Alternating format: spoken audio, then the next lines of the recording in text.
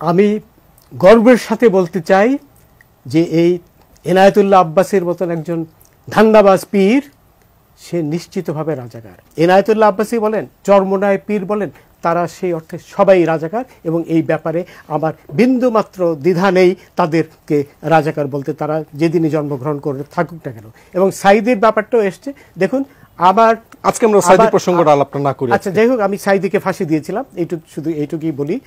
তোমাদের পয়সা দিয়ে দেবো। আচ্ছা ঠিক আছে, ওই পয়সা আমি দেবো, আমার ভাই বোন দেবে, আমি দেবো। আমরা আমাদের পয়সার কোনো প্রয়োজন নেই, ঠিক আছে? আপনি যদি সেফটি মানে ফালতু লোক 2 টাকা এগো না, ফালতু লোক।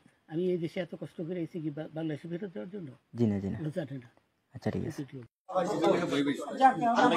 বিচারপতি শামসুদ্দিন চৌধুরী মানিক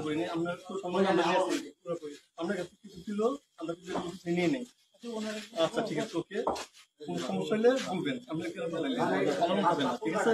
আমরা যদি পালান কেন না পালাবো, আমাকে মেরে ফেলতে কেউ মারবে না, কেউ মারবে না, আপনি বলবেন কি আমি জনগণ পক্ষে থাকতে পারবো না, তখন একটা শৃঙ্খলা ছিল তো, আমরা থাকি জনগণ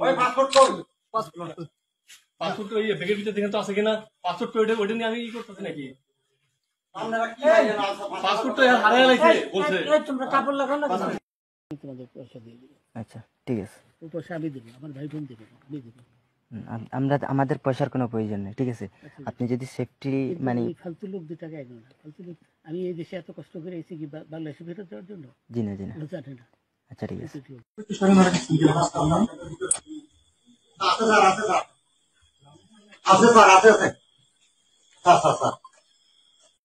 তোমাদের পয়সা দিয়ে দেবো। আচ্ছা ঠিক আছে, ওই পয়সা আমি দেবো, আমার ভাই বোন দেবে, আমি দেবো। আমরা আমাদের পয়সার কোনো প্রয়োজন নেই, ঠিক আছে? আপনি যদি সেফটি